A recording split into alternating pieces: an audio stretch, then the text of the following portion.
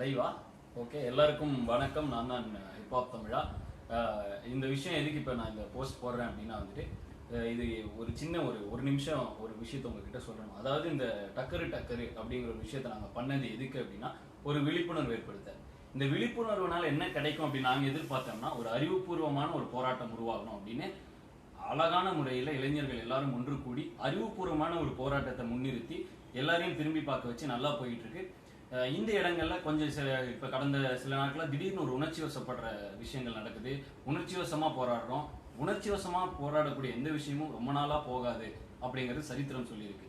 அறிவுபூர்வமாக எந்த விஷயம் எந்த போராட்டம் நடக்கிறதோ அந்த போராட்டத்துக்கு தான் ஒரு நிரந்தர தீர்வு கிடைக்கும்.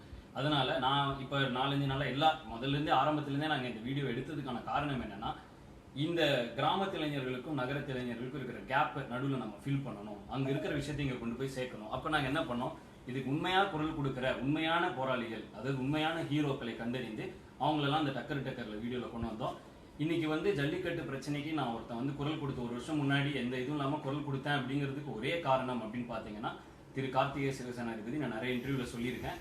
ஸோ இந்த உணர்ச்சி வசமான போராட்டத்தை ஏன் நம்ம பண்ணக்கூடாது. நாளை அலங்காநல்லூர்ல நம்ம வரோம், கண்டிப்பா எல்லாரும் கூடுறோம். ஏன் இது அறிவுபூர்வமான போராட்டமா இருக்கணும் அப்படிங்கிற விஷயத்த நான் சொல்றதை விட இந்த உண்மையான ஹீரோக்கள், ஏன்னா எண்ட் ஆஃப் த டே பாத்தீங்கன்னா நானும் ஒரு மீடியா பர்சன். அதனால நான் இந்த விஷயத்த சொல்றதை விட நான் யார்கிட்ட இருந்து இந்த அறிவை பெற்றுக்கிட்டணும். அதாவது இன்னைக்கு கால்நடைகள் எத்தனை வகை இருக்கு, தமிழ்நாட்டுல என்ன கால்நடைகள் இருக்கு, இது எல்லாமே நான் கத்துக்கிட்டது ஒரு ஆள் கிட்ட இருந்து.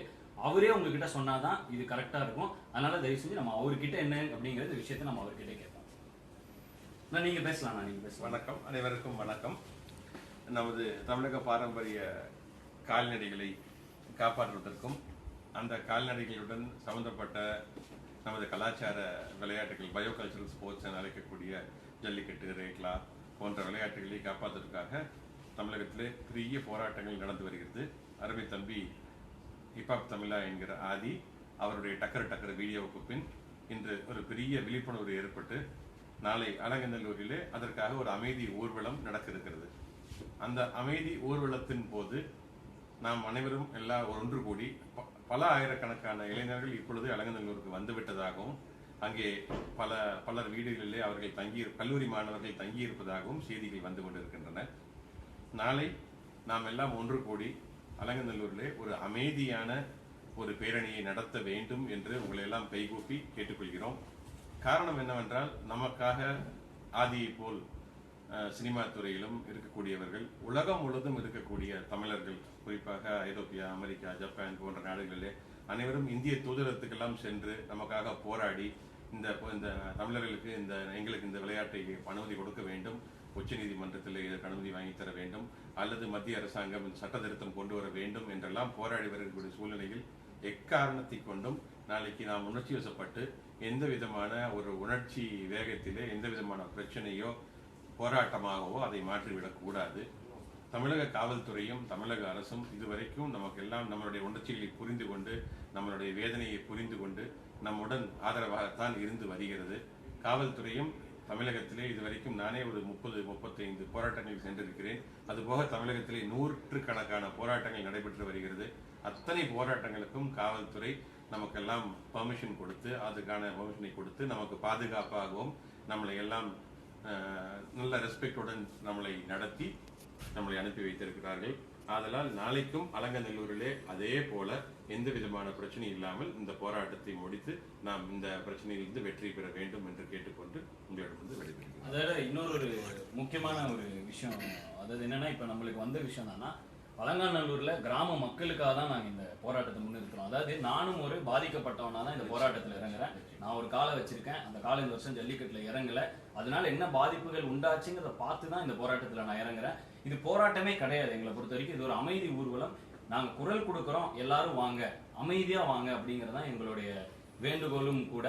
அதனால இந்த யாருமே இந்த மாடை அவுத்து விட்டுட்டு அந்த மாதிரி திடீர்னு உணர்ச்சி வசப்பட வேணாம். ஏன்னா இது பின்னாடி நமக்கு கிடைக்க வேண்டிய உரிமைகள் கிடைக்காம இருக்கிறதுக்கு சில பேர் இதை சித்தரிச்சு நம்மளை காட்டு மிராண்டிகள் அப்படின்னு டேர்ம் பண்றதுக்கு வசதியா இது மாறிடும்.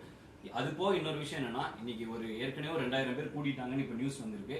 எல்லாரையும் கிராம மக்கள் அவங்க வீட்டுல தங்க வச்சு அவங்க சோறு போட்டு அவங்க பசங்களா இப்ப பாத்துக்கிறாங்க. அந்த அளவுக்கு அந்த கிராம மக்கள் நம்ம மாதிரி இளைஞர்கள் நம்பிக்கை வச்சிருக்காங்க. இப்ப நான் போயிட்டு வந்தேன், என்கிட்ட எல்லாரும் பேசினவங்க என்ன சொன்னாங்கன்னா, எப்படியாவது என்னால ஒண்ணுமே பண்ண முடியாதுங்கிற டெஸ்பிரேஷன் கூட அவ்வளோ டெஸ்பரேட்டா ஏதாவது பண்ணி எப்படியாவது கொண்டு வரணும் அப்படின்னு கேட்குறாங்க.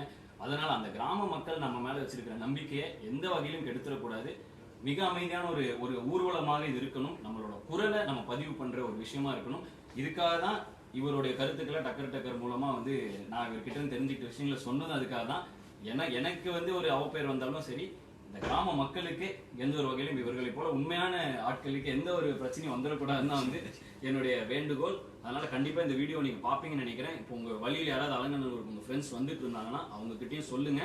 எந்த ஒரு வகையிலும் இது உணர்ச்சி வசப்படக்கூடிய போராட்டமாக மாறிவிடக்கூடாது.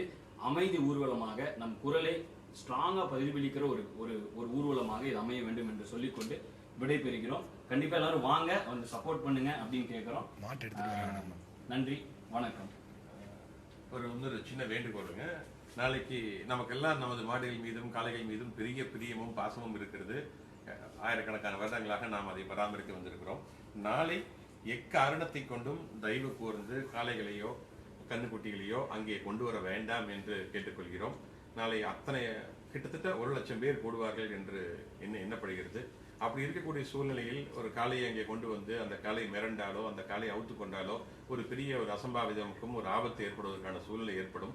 அப்படி ஒரு சூழ்நிலை ஏற்பட்டால் ஏற்கனவே நம்மளை எல்லாம் எதிர்த்து உச்சநீதிமன்றம் வரை சென்று பல பிரச்சனைகளை உருவாக்கக்கூடிய மிருக நல ஆர்வலர்கள் பார்த்தீர்களா இப்படி எல்லாம் பிரச்சனைகள் நடக்கிறது என்று இதை எடுத்துக்காட்டி ஒரு தப்பான உதாரணமாக காட்டுவதற்கு நாமே காரணமாக இருந்து வரக்கூடாது என்று உங்களை எல்லாம் கேட்டுக்கொள்கிறோம். நன்றி, வணக்கம்.